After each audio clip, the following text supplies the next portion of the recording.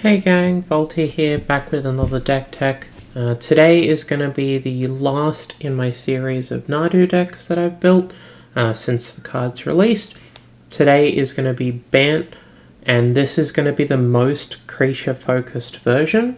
The main reason that I didn't put this one out earlier is that I was tinkering with the deck and I was playing it at weeklies, and I wanted to get a better idea of what cards actually needed to be in the deck, because I believe this version, while being the most powerful, requires the most tuning, because with the other decks that I built for Nadu, it was very easy to sort of swap cards in and out, but with this particular version we have a lot of tutors, we have a lot of ways to rip through our deck, and I wanted to make sure each card had as much of an impact as possible. So let's get into it.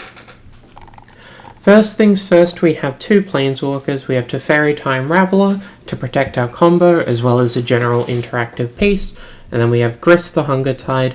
I know it says Bant in the title. There is one black land, but you can Green Suns for Grist. You can pre-war Formalware it. It's just too powerful not to be in the deck. For creatures, we have 10 1-drops. So we have a bunch of mana dorks, and then the notable 1-drops that aren't mana dorks are Mother of Runes, Arboreal Grazer, Nomad's Encore, and Sylvan Safekeeper. Arboreal Grazer is nice to have over an actual mana dork because it blocks things like Ragavan. You can chump block a Murktide Regent, for example. And notably, in terms of having a spare body for Nadu, Grazer is more likely to stick around than a mana dork because your mana dorks are probably going to eat a removal spell, and this lets you speed up your game plan.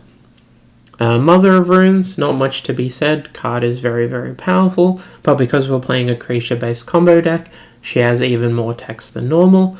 On top of that, you can use Mother of Runes against a removal light deck to get free Nadu triggers if you'd like. Sylvan Safekeeper is like Mother of Runes on steroids. It can protect all of your creatures, it can trigger your Nadu, and it's part of the endurance loop to win the game. Nomad's Encore is our creature-based Shuko.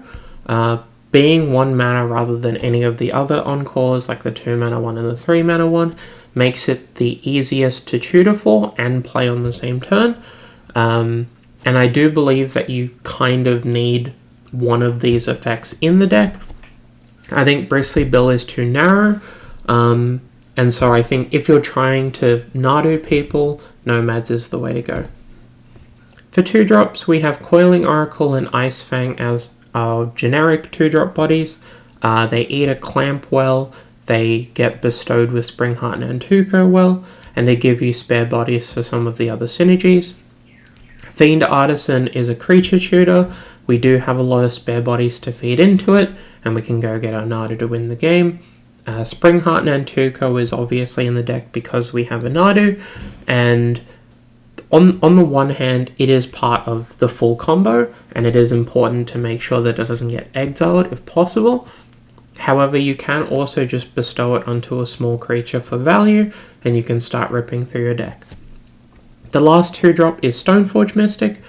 We have quite a lot of equipment, and we'll go through them, but if you're playing equipment, or if you're playing white and you're playing creatures, you should be playing Stoneforge Mystic. For 3-drops, we have Nadu, obviously, Eternal Witness to buy back some of our combo pieces, Endurance, which is part of the loop, and also main board Graveyard Hate, and Uro as the last slot. Uro is particularly poignant in this deck because we're playing a 1-ring, and having a way to gain extra life is impactful. It also gives you something you can tutor for against any of the super grindy decks where you expect a bunch of red or black base removal, and your Nadu is going to be more difficult to get into play and stick. Having this lets you have a game ender, and realistically I think it's the best option in the slot. For sorceries, we have Green Suns, Ponder but not Preordain, or Gitaxian Probe, and Neoform. Green Suns and Neoform are obviously our creature tutors, and Ponder is the best cantrip after Brainstorm. There isn't space for Preordain, and I don't believe this deck wants a Gitaxian Probe, just because we are focused on insulating our combo during the game anyway, and we don't really want to have too many bricks during our Nadu turns. For instance, we have Brainstorm, Mental Misstep, Swords to Plowshares, Eladamri's Call, Once Upon a Time, and Court of Calling. 3 of these help dig 4 creatures. One of them's a removal spell. Mental Misstep needs no introduction, and Brainstorm is obviously the best cantrip. No surprises here, other than possibly the exclusion of some other cards that you could be playing, like other removal spells or actual counter spells. But for the most part, this is what I've settled on with during my testing. For artifacts, we have quite a lot here. We have 3 Saga targets. We have Aethervial, Shuko, and Skullclamp. We have 3 equipment for Stoneforge, which is Shuko, Skullclamp, and Pre-War Formaware.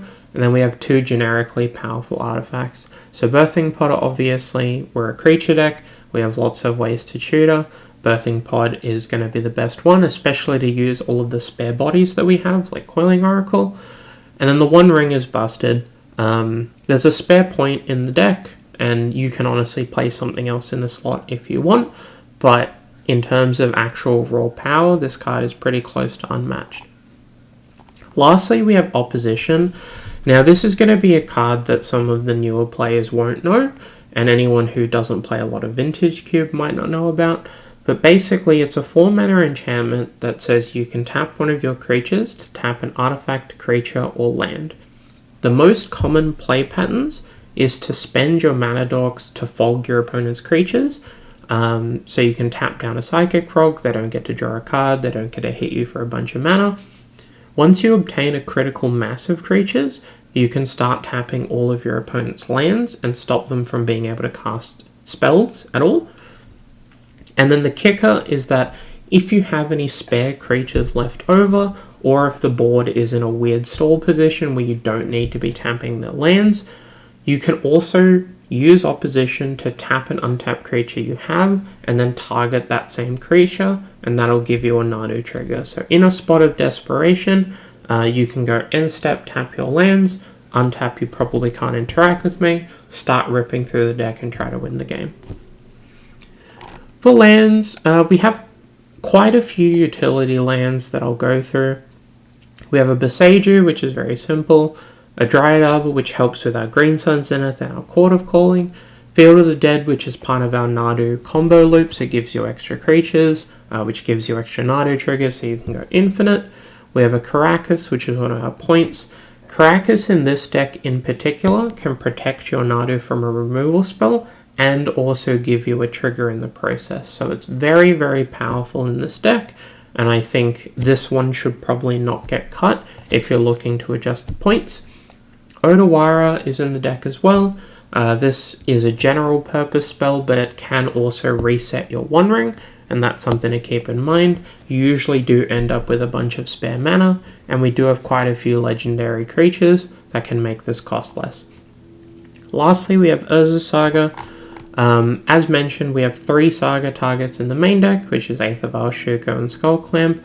All of these have different utility for different matchups, so it's worth keeping in mind what you plan on Sagaing for as you sequence your turns. If you know that you're going to have a Nadu ready to go, you might want to get Shuko. If you're against a slow deck with counter spells, you should probably get Aethervial. And if you're against a mid-range creature deck and you need to be trading resources, then you should be getting Skullclamp. For us, and the rest of the lands just make mana. For our sideboard, we have an Allosaurus Shepherd to start things off. This is going to be the main way you can beat counter magic. It's uncounterable. It makes your Nadu uncounterable. The kicker doesn't really come up, but there are technically a number of elves in the deck. But if you're against a very blue deck, then this might be worth siding in. We have a blue Elemental Blast and a Hydro Blast. These are mainly going to be for cards like Fury, Brotherhood's End, and Blood Moon. However, they do obviously have other applications. We have a Burrington Forge Tender. This is something that you can tutor for in response to a Red Wrath or a Fury. And having access to it in the 75 is pretty important. Carpet of Flowers, which is another anti-blue card, but notably, if you're against a combo deck, that plays blue like Breach, you can use this as an accelerant to go for your combo faster, and that's the main reason it's made the cut. We have a Deafening Silence. This is our chosen Rule of Law effect, mainly because we have a critical mass of creatures, and a lot of our instants can be cast at different speeds, so it's not too big of an issue playing one sorcery or instant on your turn, and one instant on your opponent's turn. But it does also reduce the possibility of interaction on your combo turns. Next up we have Haywire Might. We have a Saga, we have creature targets. That's the reason that this is one of our disenchants. Card's very good to have access to, so nothing too crazy there. Soulguide Lantern is another Saga target we have. There are a couple of different Graveyard Hate pieces you can be playing in these colors, but because we have Endurance main, I just wanted to have access to one sideboard Saga target that could hit the graveyard as well, because otherwise you're probably just racing. We then have two more pieces of stack interaction. We have a Spell Pierce and a Veil of Summer. Spell Pierce is the flexibility, is what we're going for here. There are a number of planeswalkers and enchantments and artifacts that we do care about, which is why it's not Flusterstorm. And Veil of Summer has a lot of text as well. It helps against counterspells, but notably, your opponent can cast Snuff Out, they can cast Thoughtseize, and you can blank those as well. Next up, we have Damping Sphere. This is our chosen land hate, mainly because we can't afford to be playing Back to Basics or Wintermoon because we have too many non-basics, and we're not in colors to be playing Blood Moon. There was a Harbinger of the Seas in the deck at one point, however I think it's too fragile, and if you're actually going off, you're not casting that many spells, so the tax ability isn't that meaningful, but having a card that hits both big mana decks and big combo decks is quite nice. We have a Kataki rather than a Stony Silence or a Collector Roof. A lot of the artifact decks will struggle against a Kataki tax anyway, but because we have so many artifacts that matter, like Birthing Pod and Ring and all of our equipment, including Shuko, we can't really afford to be playing Stony Silence or Collector Oof. We have Jit as a fourth Stoneforge target. Basically, if you're against a creature matchup where you expect to be able to rumble and get Jit counters, you can bring this in. It's probably better than having a spot removal spell like a Prismatic Ending or a Path to Exile, just because of the added utility. We then have Energy Flux, which is a big version of Kataki. We have a Force of Vigor, which also naturalizes. So that's the sideboard. I've tinkered with it a lot, and I think these are probably the best 15 cards that you have access to, for my expected metagame at least, but obviously feel free to change it up if your metagame is different. You can play Doorkeeper Thrall because it stops ETBs, but Nadu plus Shuko works around that, and Field of the Dead still gives you your zombie tokens. Otherwise, I do believe that this version of Nadu is likely one of the better ones. Out of all of the different color combinations and all of the different ways to build around the bird, I think the heavy creature focus, the heavy protection focus, and really trying to race your opponent out gives you a lot of equity. On top of that, this deck does have meaningful interaction, and it does have ways to close out the game without Nadu, which I think is important as well.